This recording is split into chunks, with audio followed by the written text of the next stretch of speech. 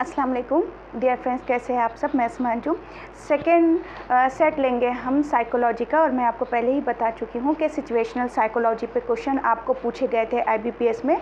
और ये कुछ चीज़ें एक्स्ट्रा इसलिए आप देख रहे हैं क्योंकि अगर वो वर्ड्स अगर आपको आ जाते हैं, है ना, तो आपको उसके मीनिंग पता होना चाहिए, वरना आप कैसे सॉल्व करेंगे। तो आपको उसके वर्ड्स या उसके बारे में कुछ ना कुछ नॉलेज होनी चाहिए।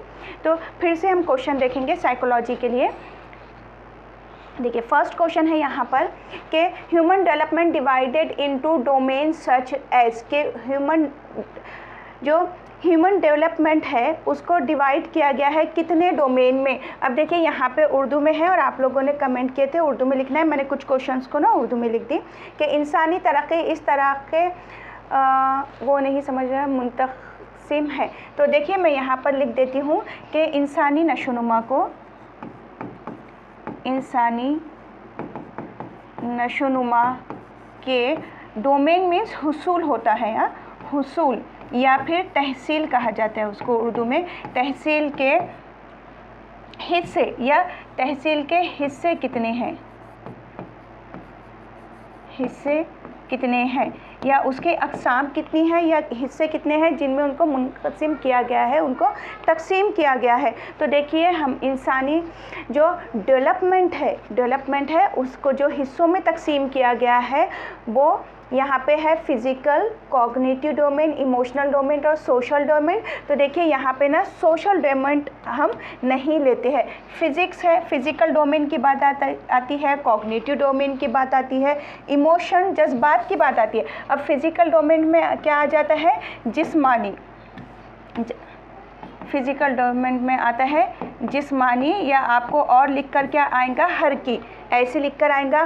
कॉग्निटिव डोमेन में आपको लिख कर आएगा जहनी, या और लिख कर आता है वक़ूफ़ी, और इमोशनल में लिख कर आएगा जज्बाती डोमेन। और सोशल डोमेन कुछ ऐसा है ही नहीं कि इंसानी नशोनुमा में, यहाँ ख़ास तौर पे ना लर्निंग की बात होती है कि इंसानी लर्निंग में या इंसानी डेवलपमेंट में, नशोनुमा में। तो यहाँ नशोनुमा का मतलब ना सिर्फ़ और सिर्फ हमारा नशोनुमा या डेवलपमेंट से नहीं है, यहाँ लर्निंग से ताल्लुक़ है। और आपको पता है कि डेवलपमेंट बहुत अलग अलग टाइप की होती है।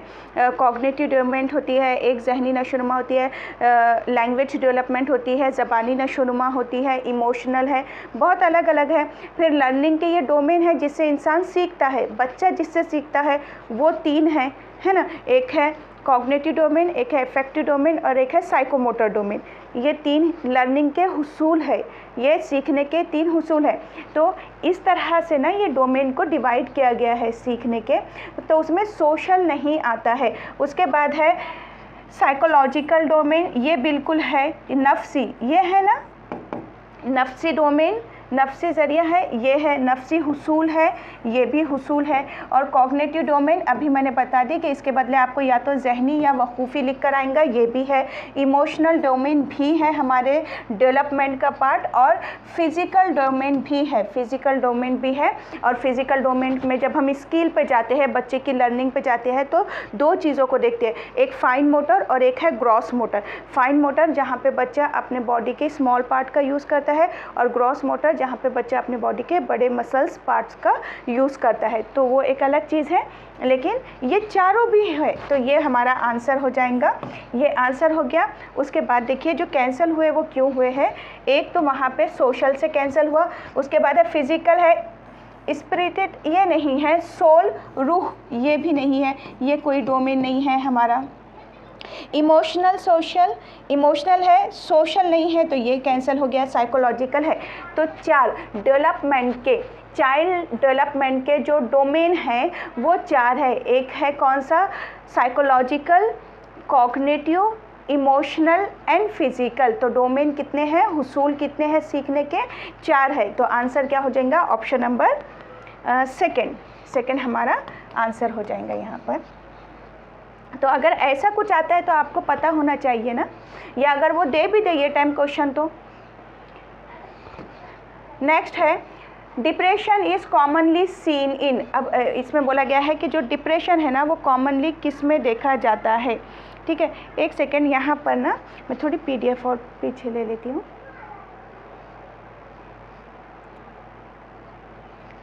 स्टार्टिंग से क्वेश्चन यहाँ से भी है, देखिए कुछ क्वेश्चन मिस हो गए थे, चलिए यहाँ से लेते। क्वेश्चन है which of the following is not associated with memory, के इनमें से कौन सी चीज़ याददाश्त से ताल्लुक़ नहीं रखती है। मंतजा झैल में से, मंतजा झैल से किसका ताल्लुक़ याददाश्त से नहीं है, याददाश्त से नहीं है। तो देखिए याददाश्त का ताल्लुक़ पहले किससे है, हम ये देख लेंगे। याददाश्त का ताल्लुक़ किससे है, हमारे कॉग्निशन से है ना, हमारे वक़ूफ़ से है, हमारे जहन से है। तो which of the following is not associated with memory, इसमें से किसका ताल्लुक़ ना आपके याददाश्त से नहीं है। तो क्या लर्निंग यानी कि सीखना, क्या सीखने का ताल्लुक़ याददाश्त से है क्या, कि हम सीखते हैं तो वो चीज़ों को हम याद रखते हैं क्या।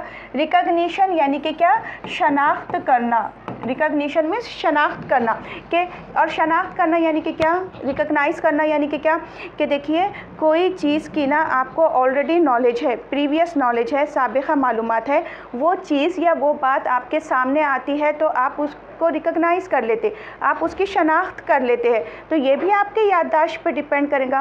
क्यों, क्योंकि उसका स्कीमा आपके जहन में बना हुआ है। जब पहले प्रीवियस नॉलेज है, आपको साबिक़ा मालूमात है, तभी तो आप वो चीज़ को रिकग्नाइज़ करेंगे या उसकी इमेज जहन में लाएंगे या उसको पहचानेंगे। तो रिकग्निशन, शनाख्त का भी ताल्लुक़ किससे है, मेमोरी से है। सीखने का ताल्लुक़ भी याददाश्त से, मेमोरी से है।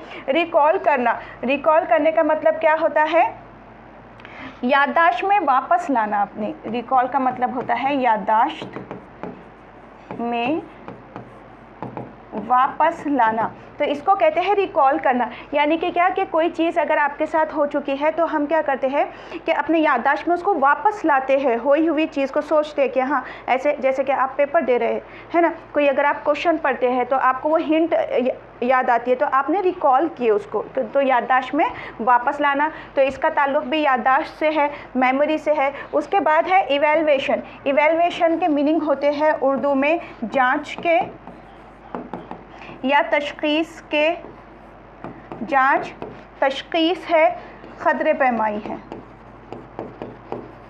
अंदाज़े क़द्र है। तो इसका ताल्लुक़ आपकी याददाश्त से नहीं है। जो मेन फैक्टर होंगे मेमोरी से रिलेटेड वो है लर्निंग, सीखना, रिकग्निशन, शनाख्त करना, रिकॉल, याददाश्त में वापस लाना। तो इसका ताल्लुक़ किससे है, हमारी मेमोरी से है, याददाश्त से है।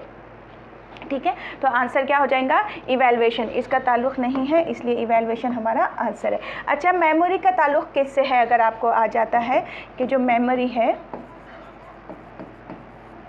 यानी कि याददाश्त है, तो इसका ताल्लुक़ किससे है, इसका ताल्लुक़ कॉग्निशन से है। कॉग्निशन यानी कि क्या, कॉग्निशन उर्दू में कहते हैं जहन, या फिर और अगर आपको उर्दू में लिखकर आ जाए तो वो वक़ूफ़ लिख कर आएगा पेपर में, अगर आपको कॉग्निशन के लिए वर्ड यूज़ हुआ तो।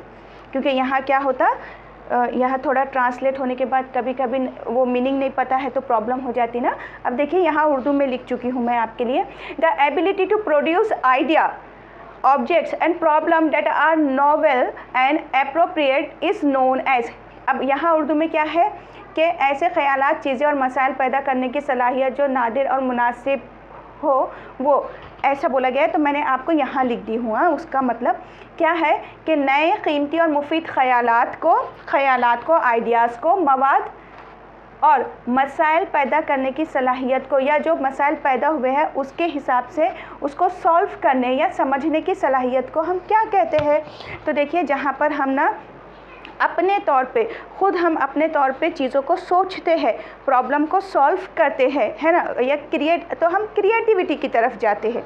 सही बात है ना, कि कुछ नया जब हम कर रहे हैं तो कुछ नया करना क्या है, अब यहाँ पे ऑप्शन दिए गए हैं। कुछ नया करना क्या है, इंटरेस्ट है। इंटरेस्ट यानी कि क्या, ये दिलचस्पी है तो नहीं, आप नए ख़यालात वग़ैरह अपने अंदर ला रहे हैं तो ये इंटरेस्ट, दिलचस्पी नहीं है ये। उसके बाद है एप्टीट्यूड, ये आपकी क्या है, आपकी ये काबिलियत या लियाक़त बोल देंगे उसको, लियाक़त है आपकी, ये काबिलियत, लियाक़त है ये आपकी। या फिर ये क्रिएटिविटी है। तो ये वर्ड बहुत सही है कि कोई भी चीज़ नई करना, नया सोचना या नया क्रिएट करना या क्रिएटिविटी की तरफ जाना, तख्लीक की तरफ जाना, कुछ नया करना, उसके लिए एक क्रिएटिविटी एक वर्ड है। और कुछ नयापन, कुछ नया करना, तख्लीक ही ले लेंगे, तख्लीक ही होते, एक ही वर्ड है उसके लिए, तख्लीक ही है क्रिएटिविटी के लिए। तो तख्लीक करना, कुछ नया करना। और इंटेलिजेंट ये नहीं है, जाहिर बात है आप इंटेलिजेंट है, आप में एबिलिटी है, आप में लियाकत है और उसी चीज़ की अगर इंटरेस्ट है आपको, तो आप क्या करेंगे, क्रिएटिविटी की तरफ जाएंगे। तो मेन डोमेन जो है वो है क्रिएटिविटी। यहाँ पे देखिए क्रिएटिविटी है। अब क्रिएटिविटी की तरफ इंसान क्यों कब जाएगा, तख्लीक की तरफ बच्चा कब जाएगा, कुछ नया कब करेगा। अब नया करने में उसके वो कोई भी एक्शन हो सकता है कि वो नया करे, रिटर्न वर्क कुछ अच्छा करके दे रहा, वो भी उसकी तख्लीक हो गई बच्चे की, वो कुछ बोल रहा है वो भी उसकी तख्लीक में चला जाएगा, सोचना उसका कुछ अच्छा और करना वो भी तख्लीक में जाएगा। तो क्रिएटिविटी ये मेन है। अब क्रिएटिविटी के अंदर क्या आती है चीज़ें, तो क्रिएटिविटी की तरफ इंसान कब जाता कि अगर उसको उस चीज़ में क्या है, उसको इंटरेस्ट है। तो ये इसके ही सब टाइप में कि इंटरेस्ट है तो क्रिएटिविटी की तरफ जाएंगे, किसी चीज़ में इंटरेस्ट है तो ही हम उसके लिए कुछ और करते हैं ना, दिलचस्पी है तो। उसके बाद अगर आप में वो एप्टीट्यूड है, अगर आप में लियाकत है, काबिलियत है, तो आप क्रिएटिविटी की तरफ जाएंगे। दूसरा इंटेलिजेंट है, अगर आप, जाहिर बात है अगर आप में इंटेलिजेंसी है, इंटेलिजेंट है आप में जहानत है, तो ही आप क्या करेंगे, तो आप क्रिएटिविटी की तरफ जाएंगे, है ना। तो ये सारी चीज़ों के लिए एक सिंगल वर्ड है क्या, क्रिएटिविटी। ये सारी चीज़ें होने पर है तो हम क्या करेंगे, हम क्रिएटिविटी की तरफ जाएंगे। तो आंसर क्या था इसका, क्रिएटिविटी यानी कि तख्लीक। नेक्स्ट है, यहाँ दिया गया है dash is an exceptional general ability. एक एक्सेप्शनल यानी कि एक गैर मामूली, जो हर एक में ना हो, तो एक गैर मामूली आम सलाहियत है, मैंने उसको उर्दू में लिख दी हूँ। इनमें से क्या है कि वो चीज़ें, अब एक्सेप्शनल यानी कि क्या, कि हर एक में वो चीज़ नहीं होती, रेयर है, कम लोगों में वो चीज़ जो पाई जाएंगी। इनमें से क्या है, तो टैलेंट हर एक, क्या एक इंसान में जो तरह का टैलेंट है वो किसी और में नहीं हो सकता, क्या हो सकता है। तो टैलेंट गैर मामूली एक आम सलाहियत है। गिफ्टेसनेस खुदादाद सलाहियत, ये बिल्कुल है, ये बिल्कुल एक एक्सेप्शनल एक एबिलिटी पाई जाती है इंसान के अंदर, गिफ्टेसनेस वाली। उसके बाद है स्किल, तो अगर कोई एक स्किल किसी के पास है तो दूसरे में भी हो सकती है वो, ऐसा नहीं कि एक ही इंसान को वो चीज़ आती है किसी अदर को नहीं आती, तो ये चला गया। और क्रिएटिविटी, तो क्रिएटिविटी की तरफ भी बहुत सारे लोग जाते हैं, एक ही जाएगा क्या, या बहुत कम लोगों में क्रिएटिविटी वाली एबिलिटी होंगी क्या, नहीं।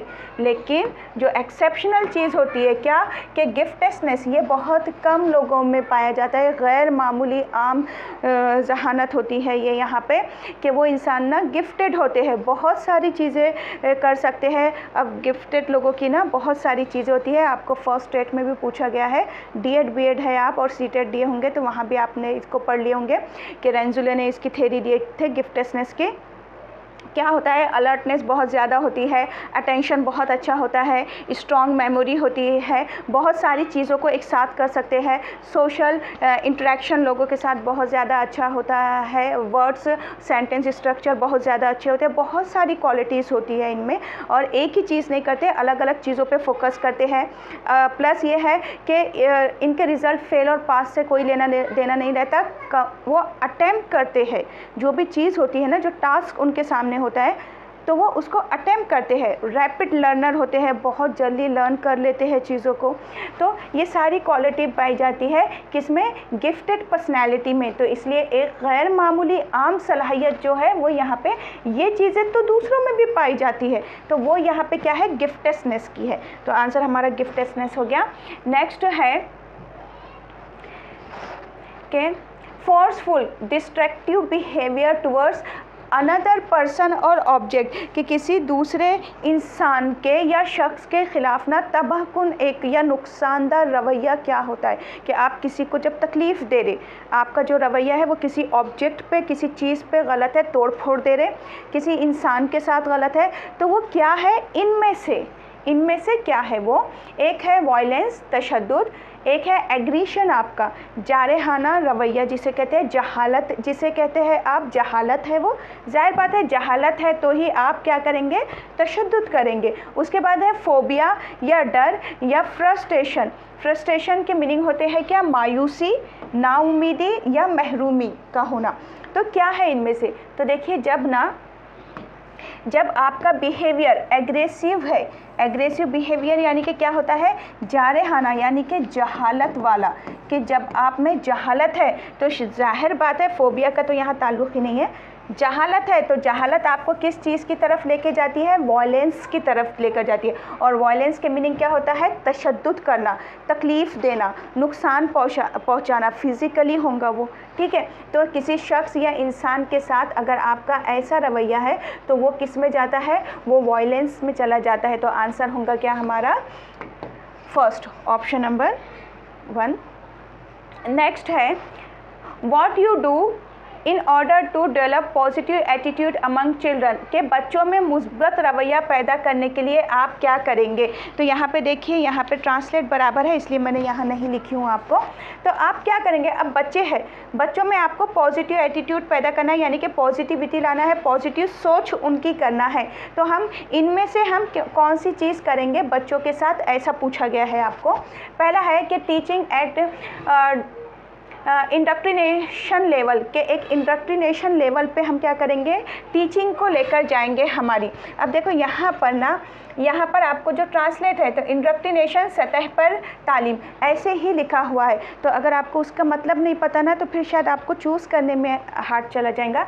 इंडक्ट्रिनेशन के मीनिंग होते हैं कि एक अक़ीदे के हिसाब से चलना, अक़ीदा किसी तलक़ीन, किसी अक़ीदे को साथ लेकर अगर चलना है तो वो करना, या एक और होता है इंडक्ट्रिनेशन के जहन नशीन करवाना। आप तो हम एक पॉजिटिव एटीट्यूड बच्चे में जब डालेंगे तो हम पॉजिटिविटी उनको जहन नशीन कराएंगे, एक अक़ीदे को लेकर एक पॉजिटिव थिंकिंग है, उस पॉजिटिव थिंकिंग को लेते हुए उनमें वो चीज़ें हम जहन नशीन कराएंगे कि ये आपको ऐसे चलना है, ये पॉजिटिव एटीट्यूड होना चाहिए आपका।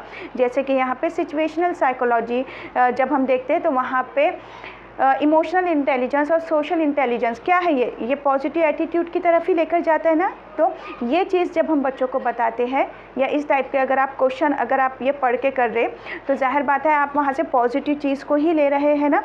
तो एक अक़ीदा, एक तलक़ीन के थ्रू किसी चीज़ को जहन नशीन करवाना बच्चे को क्या कहलाता है, इंडक्ट्रिनेशन कहलाता है। यहाँ उसके मीनिंग इस तरह से है, ठीक है। तो ये तो बिल्कुल सही है, हम बच्चे को ऐसे ही पॉजिटिव एटीट्यूड की तरफ लेकर जाएंगे।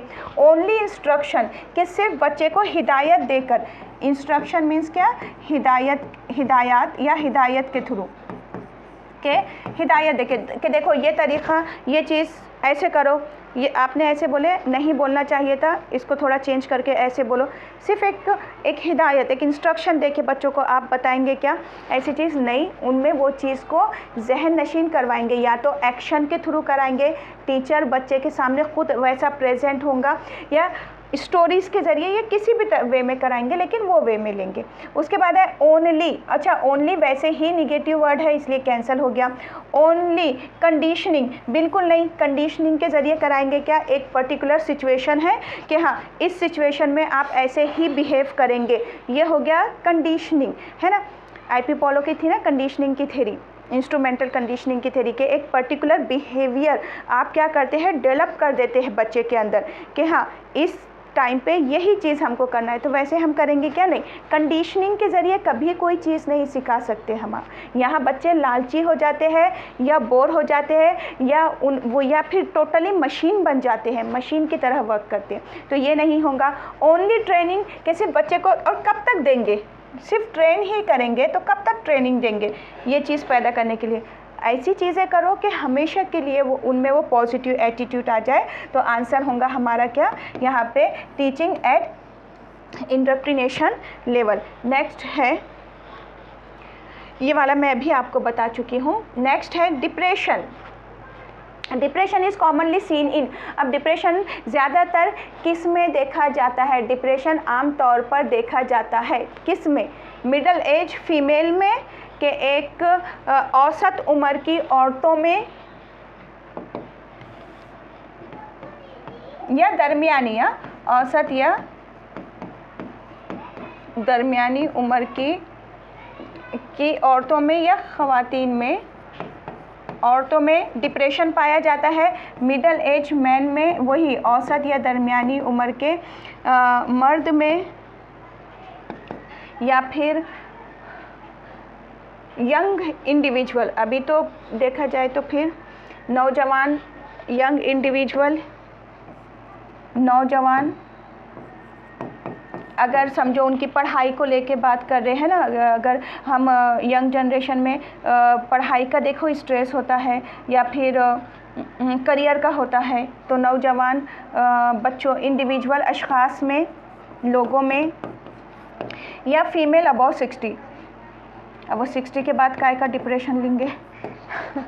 अब देखिए ये कैंसिल हो गया, ये कैंसिल हो गया, बचे 3। तो देखो 3 में से ना अब यहाँ पे क्या है कि मिडल एज फीमेल में, मिडल एज मैन में और यंग इंडिविजुअल में। अब मिडल एज की बात आ गई यहाँ पे, यानी कि क्या है, यहाँ पे इंसान करियर की तरफ और बहुत सारी चीज़ों की तरफ चला जाता है।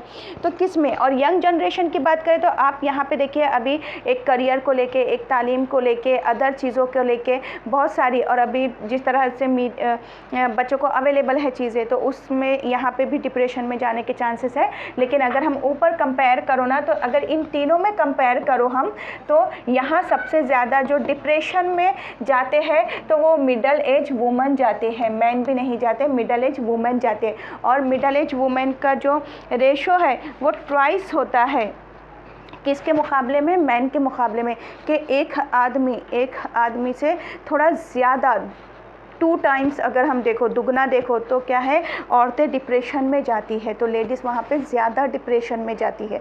तो ये रेशो लेडीज़ का ज़्यादा होता है डिप्रेशन में जाने के लिए। अब क्यों होता है क्या पता, लेकिन होता है, ठीक है। तो क्योंकि वर्किंग वूमेन है, काम का प्रेशर रहेगा, अदर जिम्मेदारियाँ रहेंगी, सारी जो सेम चलती है।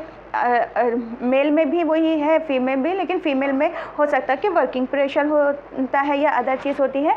तो इनके कंपैरिजन में, मैन के कंपैरिजन में ना ट्वाइस होते हैं, वो दुगना होते हैं डिप्रेशन का शिकार। कौन? फीमेल होते हैं, ठीक है। लेकिन ना ये तो मेल तो चले गए, ये इतने डिप्रेशन में नहीं जाते। लेकिन देखो यहाँ पे ना यंग इंडिविजुअल की भी बात आती है यहाँ, कि ये भी यहाँ पे जाएंगे, लेकिन कंपेयर अगर आप करो तो वुमेन ज़्यादा है डिप्रेशन के शिकार। उसके बाद है नेक्स्ट है when our behaviour and attitude are influenced by the real और imagine presence of others. तो देखिए कि हमारा जो बिहेवियर है और हमारा जो एटीट्यूड है उस पर असर हो रहा है किसी हकीकी या इमेजिनरी या ख़याली चीज़ का। यानी कि अब उर्दू में क्या है इस पर, कि जब हमारे रवैये या तर्ज़ अमल किसी जज्बाती, किसी जिनसी नहीं होगा शख्स, या ऐसे नहीं होगा, ये ऐसे लिखेंगे कि जब हमारे रवैये हमारे बर्ताव आपको लिख कर आएगा बिहेवियर के लिए, या रवैया लिख कर आएगा। हमारे बर्ताव बिहेवियर के लिए बर्ताव या रवैया लिख कर आएगा आपके लिए, और एटीट्यूड के लिए लिख कर आएगा तर्ज़ अमल। और तर्ज़ अमल पर किसी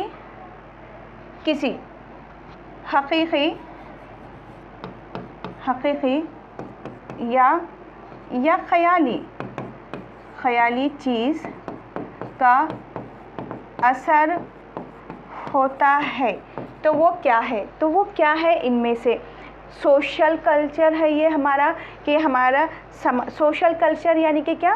सोशल कल्चर यानी कि समाजी तहज़ीब हमारी, ये है इसको समाजी तहज़ीब कहेंगे हम, कि हम इन्फ्लुएंस हो रहे हैं किसी हकीकी चीज़ से या किसी ख़याली चीज़ से। तो यह सोशल अवेयरनेस है हमारी। तो यहाँ पे समाजी जो लिखा हुआ है ये यहाँ मैं लिख देती हूँ, अवेयरनेस मीन्स बेदारी, तो ये समाजी बेदारी है हमारी, है ना। या फिर सोशल इन्फ्लुएंस है कि समाजी असरात है हम पे, समाजी असरात। तो देखिए ये टोटली यही है, ये क्या है हमारा सोशल इन्फ्लुएंस है ये हमारा। और सोशल फियर, समाजी डर, तो ये कोई डर वर नहीं है हमारा, क्या है ये इन्फ्लुएंस है, सोशल इन्फ्लुएंस है। क्यों? क्योंकि हम सोसाइटी से इन्फ्लुएंस होते हैं, हम में सब में सोशलाइजेशन होता रहता है। तो हम क्या करते हैं, हम सोसाइटी में रहते हैं और सोसाइटी में रह के उसके जो भी रूल्स रेगुलेशन वगैरह जो है हम वो सीखते हैं, उसके हिसाब से हम चलते हैं, है ना।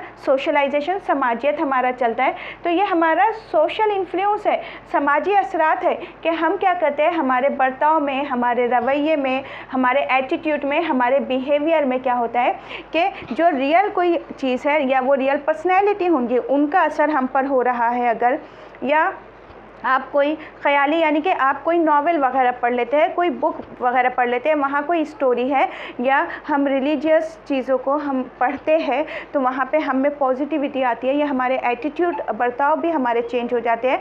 तो ये ख़याली में जाएगा, ठीक है, कि हम इमेजिन करते हैं वो चीज़ों को, या तो स्टोरी है या फिर आप कोई बुक पढ़ रहे हैं हमारी, या फिर आप कोई और चीज़ नावल पढ़ रहे हैं और वहाँ से अगर किसी को पढ़ के आप इन्फ्लुएंस हो रहे हैं, उसका असर आप पे हो रहा है, तो ये काय में जाता है, ये सोशल इन्फ्लुएंस में जाता है कि आप समाजी असरात आप पर हो रहे हैं। तो ये होगा हमारा राइट आंसर। नेक्स्ट है, अब देखो मैंने इसको उर्दू में लिख दी हूँ आपके लिए कि the teacher should deal the student to become community minded by. अब आपको बच्चों को क्या करना है कि बच्चे कम्युनिटी में रहते हैं ना, तो उनका माइंड वैसे ही सेट करना है कि कम्युनिटी माइंडेड होना चाहिए, माशराती सोच बच्चे के अंदर पैदा होनी चाहिए। क्यों? क्योंकि वो माशरे में रहता है, तो वैसी सोच बच्चे में पैदा होनी चाहिए। तो टीचर क्या करेंगे, असातिज़ा को चाहिए कि वो तालिब इल्मों की रहनुमाई करे कि वो माशराती सोच हासिल कर सके। क्या करना चाहिए कि कल्टिवेटिंग क्लास कॉन्शियसनेस। अब यहाँ पे जो लिखा गया है ना, तो ये देखिए यहाँ ये है कि क्लास शऊर की तैयारी कराना। तो इसको थोड़ा मैंने वहाँ चेंज करके लिखी, यहाँ पे क्लास तबक़ात के लिए, तबक़ा होता है ना पर्टिकुलर, तबक़ाती शऊर को बढ़ाकर कि आप बच्चों में अगर माशराती सोच पैदा कर रहे, तो जाहिर बात है पॉजिटिव सोच पैदा करना है आपको अपने माशरे के लिए। तो वहाँ तबक़ाती शऊर को बढ़ा के करेंगे कि हाँ अलग अलग जो तबक़ात होते हैं तो उसके बारे में बच्चों को शऊर यानी कि क्या कॉन्शियसनेस, कि उसकी टोटली आप सही गलत अच्छे से अपने माइंड से उसको समझेंगे क्या है वो क्या नहीं। तो क्या तबक़ाती शऊर को बढ़ाना हमारा काम रहेगा क्या बच्चे की सोच को माशराती करने के लिए, या फिर और क्या होगा, इनकरेज करना। अगर किसी चीज़ के लिए इनकरेज करना हमेशा बहुत अच्छी चीज़ होती है, लेकिन आगे पढ़ लो कि इनकरेज भी पॉजिटिव एटीट्यूड के लिए हो रहा है या नहीं। तो encouraging sympathetic sharing of experiences, यानी कि क्या, कि हमदर्दाना, सिंपैथेटिक यानी कि हमदर्दाना इश्तराक की हौसला अफजाई करके, कि आप लोगों की सोच को क्या बनाएंगे कि एक हमदर्दाना इश्तराक करके, यानी कि क्या है कि आप में एक हमदर्दी वाला फैक्टर होना चाहिए।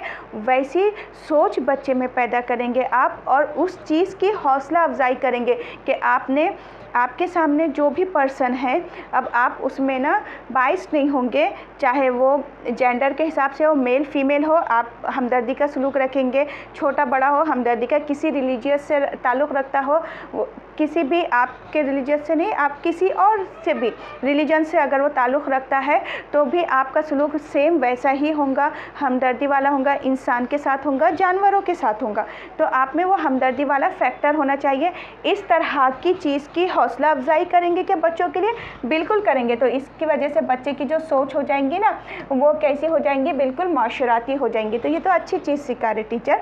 Spread of leave and let life, कि जियो एंड जीने दो का जज्बा बढ़ाएंगे। नहीं, उससे अच्छी चीज़ तो ऑलरेडी यहाँ हो गई ना, ये जज्बा सिर्फ मुंह से बोलेंगे और क्या करेंगे। यहाँ तो आप बच्चे में वो चीज़, वो एटीट्यूड ही पैदा कर देंगे। और उसके बाद है focusing attention upon the differences in group, के अलग अलग जो ग्रुप होते हैं ना हमारे, तो उसमें किस में कितना इख्तलाफ है इस पे फोकस करेंगे, इस पे तवज्जो करना बताएंगे बच्चे को। नहीं, इससे हमारा कोई ताल्लुक़ नहीं। जो ग्रुप है, अलग अलग ग्रुप है, उनमें शऊर को पैदा करके नहीं, उससे क्या फ़ायदा हो रहा, उनमें इख्तिलाफ़ क्या है वो जान के उससे भी कोई फ़ायदा नहीं हो रहा। मेन चीज़ है कि हम वो एक्शन, वो एटीट्यूड लाओ बच्चों में, तो वो क्या है कि वो अच्छी चीज़ें उनमें लेकर आना है। तो वो क्या रहेंगी, जो सोशल बिहेवियर जो बच्चे करेंगे, जैसे कि ऑनेस्टी लेकर आ जाओ, उनमें शेयरिंग वाली चीज़ लेके आ जाओ, सिंपैथी वाली चीज़ें लेकर आ जाओ, तो इस तरफ बच्चे को लेके जाना सही होगा। तो ये वाला आंसर आपका राइट है। तो देखिए ऐसे सिचुएशनल चीज़ें जो आपको है ना IBPS के लिए, ऐसी सिचुएशनल चीज़ें पूछ लेंगे तो आपको समझना चाहिए कि हम पॉजिटिव कौन सा आंसर लेंगे। उसके बाद है नेक्स्ट क्वेश्चन है कि if your school is located near a slum area which affect your school's environment, और क्या हो रहा है, वो आपके स्कूल इन्वायरमेंट पे असर कर रहा है कि आप कहाँ हैं, कि आप का जो स्कूल है वो एक स्लम एरिया के करीब है, थोड़ा सा जो तबका है, थोड़ा निचले तबके, या एक हम अदर वर्ड्स भी यूज़ करते हैं यहाँ पे उसके लिए, तो वहाँ है, तो which affect your schools environment, और वो आपकी स्कूल के इन्वायरमेंट पे क्या कर रहा है, इफ़ेक्ट डाल रहा है। ठीक है, वहाँ क्या लिखे, अगर आपका स्कूल एक क्या है, निचले इलाके के करीब है। ठीक है, what step you take to keep away your student. तो देखिए अगर आपका जो स्कूल है वो एक स्लम एरिया में है, ठीक है, और वो इफ़ेक्ट कर रहा है स्कूल के इन्वायरमेंट पे, जाहिर बात है अगर यहाँ का इन्वायरमेंट सही नहीं है तो वहाँ पे बच्चे हैं, उन पे भी उसका असर होगा। तो आप क्या स्टेप लेंगे अपने बच्चों को, स्कूल के बच्चों को वहाँ सेफ करने के लिए, तो हम क्या लेंगे यहाँ पे, तो you will voluntary select the student and do services in the slum area. आप रज़ाकाराना तौर पर तलबा को मुंतखब करेंगे और उस यहाँ पे लिखा गया है, देखिए यहाँ उन्होंने क्या लिखे, उसके बदले कच्चे, निचले भी नहीं है, कच्चे इलाके में खिदमत करेंगे। तो देखिए यहाँ पर ना बच्चे स्कूल में पढ़ने के लिए आ रहे हैं ना, आप उनको काम दे के आप उनको सर्विस पे नहीं रख रहे। ठीक है, ये काम टीचर का नहीं है और ना वो काम बच्चों का है, कि टीचर का काम सेलेक्ट करके बच्चों को ऑर्डर दे के काम करवाना नहीं है, और ना ही बच्चों का काम वहाँ पे वो सर्विस देना है। उसके बाद है you will give more emphasis on school sanitation and plantation, के आप क्या करेंगे, हाँ ठीक है, आप ये भी एक कर सकते हैं कि आप सैनिटेशन सफाई पे और प्लांटेशन यानी कि पौधे लगाने वगैरह पे आप ज़ोर देंगे। ये कहीं ना कहीं पॉजिटिव है, इसको रहने दीजिए कि हम ये भी कर सकते हैं, इसमें बुराई नहीं है। You will develop action oriented plan for environmental education for, ये सबसे बेस्ट है। देखिए कि यहाँ पे हम क्या करेंगे, अब इससे भी अच्छा, ये पॉजिटिव था तो ये डबल पॉजिटिव मिल गया हमको, तो ये कैंसिल कर दो अब, कि you will develop action oriented plan for environmental education for, कि हम यहाँ पर क्या करेंगे कि माहौलियाती तालीम के हिसाब से, माहौल को सही करने के हिसाब से हम यहाँ पे क्या करेंगे, ऐसे अलग अलग एक्टिविटी करेंगे। जैसे कि ऊपर प्लांटेशन की थी तो ये इसमें मर्ज हो गई, बच्चों से कुछ एक्शन के थ्रू कुछ कराएंगे, हैंड ऑन एक्टिविटी कराएंगे, चार्ट्स वगैरह बनाएंगे सफाई के लिए, अपने इन्वायरमेंट को अच्छा रखिए, गुड हैबिट का भी बना सकते हैं आप यहाँ पे बच्चों के लिए, तो क्लास के लिए भी, स्कूल के लिए भी, दूसरे लोगों के लिए भी फ़ायदेमंद होगा। प्लांटेशन जो था कि पौधे लगाओ, तो ये आप करवा सकते हैं, स्कूल के आसपास करा सकते हैं, स्कूल में करवा सकते हैं। तो ये ऐसी कोई एक्टिविटी, ये एक्टिविटी बेस हो गया ना, एक्टिविटी अगर टीचर ले रहा है तो बच्चे पार्टिसिपेट होते हैं और एक्टिव पार्टिसिपेशन आता है बच्चों का, तो फिर ये राइट है, तो ये आंसर हो जाएगा हमारा। You will allot one plant to each student to look after throughout this time in school, कि आप हर एक तालिब इल्म को एक पौधे की देखभाल की जिम्मेदारी दे देंगे कि वो स्कूल के वक्त में उसे देखेंगे, तो फिर पढ़ने आ रहे बच्चे के ये काम करने के लिए आ रहे, तो ये क्या हो गया, ये कैंसिल हो गया, बच्चे का नहीं, ये टीचर का काम है। हाँ, एक्टिविटी के थ्रू यहाँ टीचर बच्चे को कुछ सिखा सकता है, जिम्मेदारी दे सकता है। स्कूल टाइमिंग पे बच्चा पढ़ेगा क्या, वो पौधा देखेगा, ऐसा करवाना है क्या टीचर को, नहीं, ये वाला है राइट आंसर। नेक्स्ट, अब आपको सिचुएशन के हिसाब से सॉल्व करना आ रहा होगा। Suppose you are involve in some conflicts with your wife और husband, what will you do to resolve it. अब देखो आपका ना कॉन्फ्लिक्ट्स हो जाता है, आपका कॉन्फ्लिक्ट्स के बदले क्या, कॉन्फ्लिक्ट के लिए क्या लिख कर आता है, तनाज़ा। अगर उर्दू देखो तनाज़ा, या और सिंपल अगर हम ले लेते हैं तो लड़ाई झगड़ा बहस वगैरह अगर हो जाती है तो हम क्या करेंगे, कैसे उसको देखेंगे।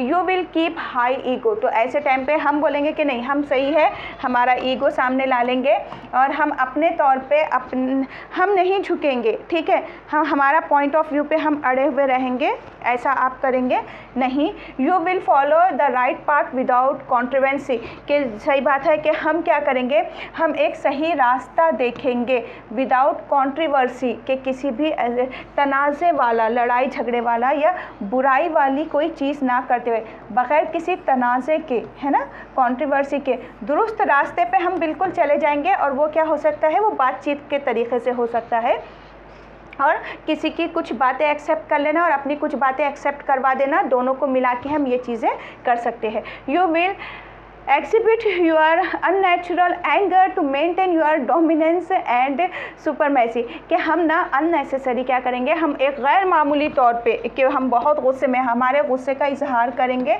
क्यों? क्योंकि ये कि हम हमारा अपना एक गलबा रखने के लिए, हमारी पोजीशन बरकरार रखने के लिए, हम अपने आप को उस मुकाम पे रखने के लिए एक अननेसेसरी, एक बहुत ही एक हाई लेवल का हमारा एंगर, वहाँ पे फियर, वहाँ पे डर, वहाँ पे बताएंगे और उसका मुँह ज़ाहिरा करेंगे। ऐसा कुछ भी करना सही नहीं है। You will stick to your point, कि हम अपने नुक्ते पर ही रहेंगे, चाहे कुछ भी हो जाए, ऐसा नहीं करेंगे, हम उसको सॉल्व कर लेंगे।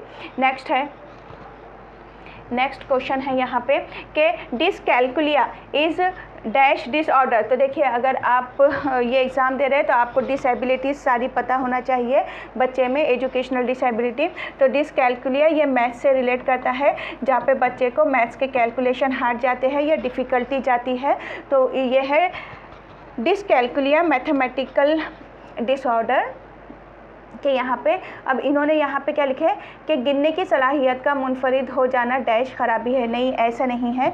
ये है कि रियाजी या हिसाब, रियाजी या रियाजी के बदले आपको हिसाब भी लिख कर आ सकते हैं। हिसाब का नुक्स ऐसे है, वो डैश है, ऐसे होना चाहिए, वो हिसाब का नुक्स डैश है। तो क्या है वो, डिसकैल्कुलिया है। रीडिंग का डिसऑर्डर डिसलेक्सिया होता है, जो रीडिंग का डिसऑर्डर होता है, और मैथमेटिकल डिसऑर्डर है, देखिए ये रियाजी का नुक्स। तो ये अभी ये आंसर हमारा होगा। स्पीकिंग का भी नहीं है और लिसनिंग एबिलिटी का भी नहीं है, मैथमेटिकल डिसऑर्डर है। नेक्स्ट है रिएक्शन टू स्ट्रेस। अब ये मैंने कल ही बताई थी आपको कि स्ट्रेस क्या होता है कि हम ना, हमारी बॉडी या हम हर एक इंसान और उसका माइंड क्या करता है कि एक पर्टिकुलर सिचुएशन ही चाहता है। अगर वो सिचुएशन नहीं हो रही है पूरी, तो वो कहीं ना स्ट्रेस की तरफ जाना शुरू हो जाता है, जिसका असर दिखता है और उसका असर स्ट्रेन कहलाता है। तो स्ट्रेस एक कॉज है, कल ही मैंने बताई थी ना, कल के वीडियो, परसों के वीडियो में, कि जो स्ट्रेस है, जो स्ट्रेस होता है ना, ये कॉज है, ये वजह है कि कुछ ना कुछ तो वजह है जिसकी वजह से आपको स्ट्रेस आया। और स्ट्रेन होता है, स्ट्रेन के स्ट्रेस के बाद के स्टेप के इफ़ेक्ट होता है, जिसका असर होता है। तो असर किस तरह से होता है, अब इसका असर होगा, ओवर थिंकिंग करेंगे आप, ओवर थिंकिंग होगा, बॉडी पे आपको क्या हो जाएगा, आपको हेडेक हो जाएगा, सर दर्द होगा आपको, है ना, या फिर आप को एंजाइटी, बेचैनी हो जाएंगी, एंजाइटी फील होंगी, आपको बेचैनी आ जाएंगी। ऐसा इसके असरात दिखते हैं। तो स्ट्रेन क्या है, इफ़ेक्ट है, और मसल्स पेन आ जाएगा आपको। ऐसे कुछ ना कुछ उसके क्या होते हैं, असरात दिखते हैं। तो स्ट्रेस का इफ़ेक्ट स्ट्रेन होता है। तो रिएक्शन ऑफ स्ट्रेस है ना, इसका असर क्या है, कशीदगी का अमल क्या है, तो वो देखिए, वो स्ट्रेस है नहीं, स्ट्रेस का तो अमल पूछा गया है। और न्यूरोटिक एंजाइटी है कि ये नहीं। उसके बाद ये स्ट्रेन है क्या है, ये बिल्कुल स्ट्रेन है, स्ट्रेन होता है और स्ट्रेन के मीनिंग तनाव, स्ट्रेन को तनाव भी लिख कर आ सकता है आपको। हाँ, स्ट्रेन तनाव में जाता है। और मानिया, मानिया ये नहीं है, मानिया ये मूड का डिसऑर्डर है, ये मूड का डिसऑर्डर है। अब मूड का डिसऑर्डर क्या है कि ये टेट फर्स्ट में भी पूछा गया था, मानिया मूड का डिसऑर्डर होता है, हमारे सडनली हमारा मूड चेंज हो जाता है, तो मूड का डिसऑर्डर होता है मानिया। मानिया को ना यहाँ पे मानिया को जुनून भी कहा जाता है, जुनून। तो ये आपको नहीं है, ये पहले था आपको, मानिया नहीं है अभी आपको। उसके बाद है, देखिए आपको थेरीज पूछी जाओ नहीं पूछी जाओ आपको पता ही होगा, डीएड बीएड अगर आप कर किए हैं तो। बिफोर पियाजे people believe more likely to believe that the child mind is miniature model of the adult. सही बात है कि पहले पियाजे से पहले क्या माना जाता था कि बच्चों का जो दिमाग है ना, बच्चों का जहन या दिमाग बालिगों की एक छोटी सी शक्ल होती है, ऐसा माना जाता था। ये बात सही है। और पियाजे ने उसको क्या बताया, नहीं ऐसा नहीं है। बच्चा क्या है, बच्चे में अपनी सलाहियतें होती है, बच्चा अपनी नॉलेज को खुद कंस्ट्रक्ट करता है। किस तरह से, एक्सपीरियंस लेके वो क्या करता है, अपनी नॉलेज को खुद कंस्ट्रक्ट करता है, अपने इन्वायरमेंट में लेके एक्सपीरियंसेस जो गेन करता है वो स्टार्टिंग में अपने सेंसरी ऑर्गन्स के थ्रू, तो बच्चा खुद ही अपनी नॉलेज को कंस्ट्रक्ट करता है। तो ये पियाजे का कहना था। तो ये बात सही है, पियाजे से पहले ऐसा समझा जाता था और पियाजे ने फिर क्या बोले, नहीं। तो ये बात सही है, फॉल्स नहीं, फॉल्स नहीं, फॉल्स नहीं, ट्रू है। तो ये चला गया, आपने थ्योरी पढ़ चुके होंगे पियाजे की। नेक्स्ट आपको ये चीज़ों के बारे में पता होना चाहिए। और ऐसा नहीं है कि सिचुएशनल साइकोलॉजी पूछे थे तो हो सकता है एक आध चीज़ अगर ये पूछ ले आपको, तो क्योंकि ये आपके ही सिलेबस से रिलेट करता है ना। The first kindergarten was started by, अब किंडरगार्टन किसने स्टार्ट किया था, फ्रॉबेल ने किए थे, फ्रेडरिच फ्रॉबेल ने किए थे इसको, किंडरगार्टन की स्टार्टिंग फ्रॉबेल ने किए थे, है ना। केजी का कंसेप्ट किंडरगार्टन उन्होंने ही बताए थे, प्लस प्ले की डेफिनेशन भी किसने दिए थे, इन्होंने ही दिए थे। और इन्होंने क्या बोले थे कि जो केजी के टीचर है ना उनको डेवलपमेंट की पूरी स्टेजेस पता होनी चाहिए, ये भी बोले थे ना। तो फ्रॉबेल ने प्ले की डेफिनेशन भी बोले थे कि बच्चे अपने इनर एटीट्यूड को, बिहेवियर को यहाँ पे शो करता है प्ले के ज़रिए, है ना। और बच्चे ब्लूम करते हैं, खुलकर आता है बच्चे का नेचर। तो फ्रॉबेल थे वो, बेंजामिन ब्लूम नहीं थे और कोई नहीं थे। चलो आंसर मिल गया तो आगे जाते। नेक्स्ट है, इसके ऑप्शन 2 ही है, नहीं, चलिए नेक्स्ट है। A pupil should definitely be encouraged to go to college if के एक तालिबे इल्म को यकीनी तौर पर कॉलेज जाने के लिए हौसला अफजाई की जानी चाहिए। कब, he has better than the average intelligence, हाँ अगर वो इंटेलिजेंस है उसमें जहानत है, वो औसत जहानत से बेहतर जहानत अगर रखता है तो उसको जाना चाहिए, क्यों नहीं जाना चाहिए, आगे एजुकेशन लेना चाहिए। He has financial backing to see him through, अच्छा कि उसके पास उसे देखने के लिए माली इमदाद है पीछे, यानी कि फाइनेंशियल बैकिंग अच्छी खासी है उसको देखने के लिए, तो वो जाएगा, वो आगे अच्छा एजुकेशन लेगा। तो ये भी राइट है। नेक्स्ट है, he has met high schools graduation requirement, के उसने हाई स्कूल की ग्रेजुएशन की ज़रूरत को पूरी भी कर ली है, हाँ तो फिर उसको जाना चाहिए। उसके बाद है कि all the above are true and he wishes to go, ये बिल्कुल सही है कि हाँ ऊपर की जो चीज़ें हैं ना वो तो सही है, लेकिन कि वो खुद भी जाना चाहता है, उसकी विल भी है यहाँ पे, तो ठीक है, डिज़ायर है उसकी विल है, ख्वाहिश है, उसकी मर्ज़ी है, तो बिल्कुल सही है, उसे जाना चाहिए। तो आंसर हो जाएगा ऑल ऑफ दी अबव, क्योंकि पूरे राइट थे, तो डी वाला आपका आंसर हो जाएगा। नेक्स्ट है,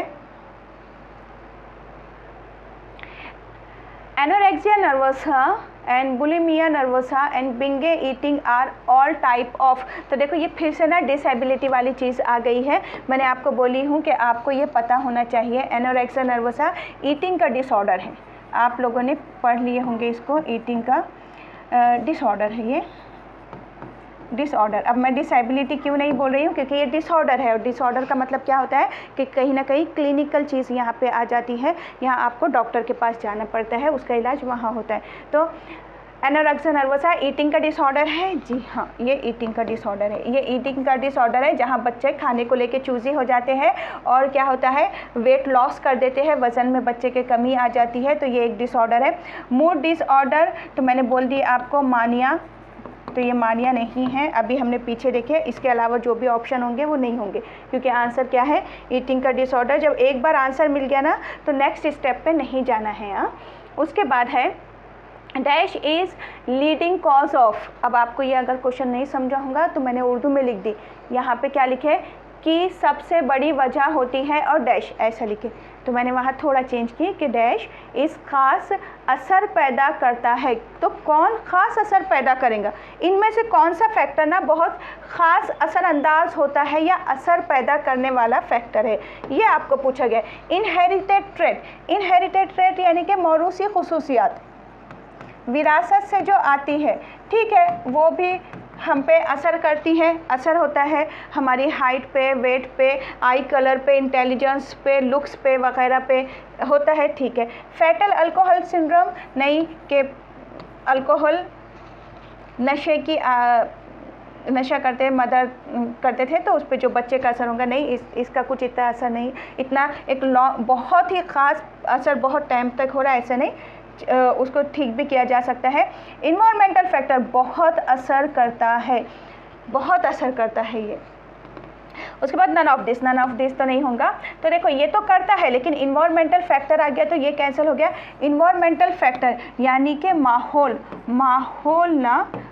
बहुत ज़्यादा असर करता है बच्चे पे, बच्चे के जहानत पे। हालांकि इंटेलिजेंट जहानत टोटली हेरिडिटी से, विरासत से आती है, लेकिन अगर माहौल मिलता है तो वो और बेटर हो जाता है ना, बच्चा उसको और अच्छे से यूज़ कर सकते हैं।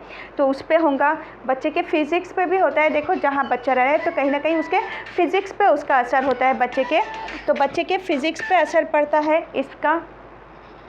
और दूसरा के इन्वायरमेंटल फैक्टर बच्चे के डेवलपमेंट पे सबसे ज़्यादा असरअंदाज होता है, वो क्या है, माहौल है, तो वो हो गया। उसके बाद है in making occupational field trip the people should. अब देखिए ऐसे सिचुएशनल क्वेश्चन आपको रहेंगे कि क्या बोला गया है कि in making occupational field trip the people should, के पेशा वाराना फील्ड ट्रिप पे अगर आप बच्चे को लेकर चले जा रहे तो तालिब इल्मों को क्या करना चाहिए, be accompany by the teacher at all time, के हर वक्त अपने उस्ताद के साथ रह रहा है बच्चा, ठीक है ना। अगर रेपो अच्छा है, टीचर बच्चों में बहुत एक अच्छी बॉन्डिंग है, रह रहे हैं तो ठीक है, ये भी अच्छी चीज़ है। अगर कहीं फील्ड ट्रिप पे जाए, वरना टीचर पुकार रहे, बच्चे कहीं जा रहे, ऐसा ना नहीं हो रहा, साथ साथ चल रहे तो अच्छी बात है।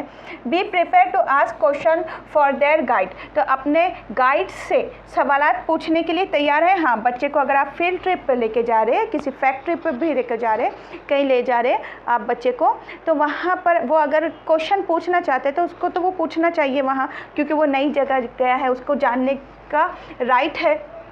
Discuss their visit upon returning to school, के स्कूल वापस आने पर उनके दौरे के बारे में वो गुफ्तगू करना चाहते हैं, बिल्कुल करना। नेक्स्ट डे टीचर के साथ भी कर सकते हैं, तो ऑल ऑफ दी वो पूरे ही राइट थे वो। नेक्स्ट है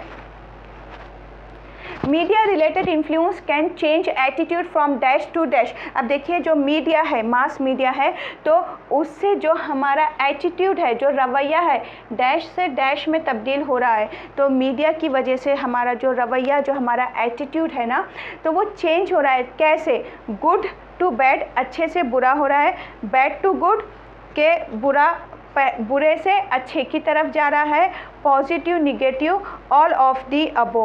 तो क्या हो रहा है, देखिए जब हम मास मीडिया यूज़ करते हैं तो जो एटीट्यूड, जो बिहेवियर है, वो एक तो अच्छे से बुरी चीज़ें भी हम एक्वायर कर रहे, हम ले रहे हैं, है ना, कि बुरी चीज़ें भी ले रहे हैं, अच्छे से बुरी भी ले रहे हैं, या बुराई से हम अच्छाई की तरफ भी जा रहे हैं, कुछ अच्छी चीज़ें देख कर या सुन के, पॉजिटिव से निगेटिव भी बन रही है सोच हमारी, हो जाती है कि पॉजिटिव सोच है, लेकिन कुछ चीज़ें देख के या समझ के या जो चीज़ बताई जा रही है उससे आप निगेटिविटी भी आपके अंदर पैदा हो सकती है। All of the above mass media से दोनों ये पूरी चीज़ें इंसान के साथ हो रही है। तो जितने भी सिचुएशनल साइकोलॉजी के क्वेश्चंस थे वो सारे के सारे मैंने आपको करा चुकी हूँ कि इस टाइप के सिचुएशन के आएंगे। कुछ अदर चीज़ें इसलिए है कि आपको पता होना चाहिए अगर वो वर्ड यूज़ हो जाता है आपके क्वेश्चन में। तो अब देखिए यहाँ पे अगस्त जो है तो सीटेट अगस्त की जो बैच है 1 जून से स्टार्ट हो जाएंगी। ऑनलाइन ऑफलाइन दोनों ही है। रिकॉर्डेड लेक्चर रहेंगे, daily live lecture, test series वगैरह रहेंगे। ये ऑफलाइन के लिए एड्रेस दिया गया है और कॉन्टैक्ट नंबर है। आपको इसके वीडियो के डिस्क्रिप्शन में इसकी लिंक मिल जाएंगी पेड बैच की व्हाट्सएप की, आप उस पर ज्वाइन हो सकते हैं लिंक पे क्लिक करके। वीडियो को शेयर कीजिए। अल्लाह हाफिज़।